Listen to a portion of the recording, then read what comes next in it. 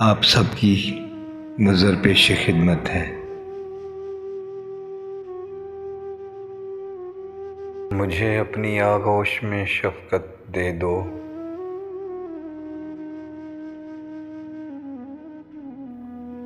मेरे माथे पर लब मोहब्बत रख दो।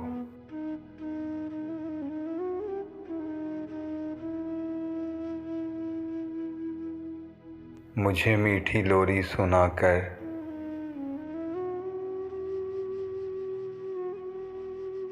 मेरे सारे गम मिटाकर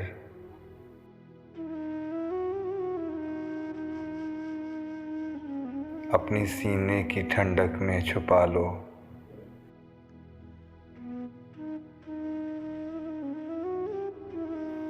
ऐ माँ,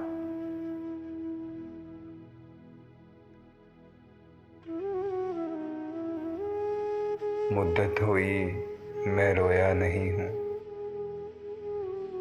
मुद्दत हुई मैं रोया नहीं हूँ। कई रातें कट गई मैं सोया नहीं हूँ, कई रातें कट गई मैं सोया नहीं हूँ। अगर आपको हमारी ये काविश पसंद आई हो तो हमारा चैनल सब्सक्राइब कर दें।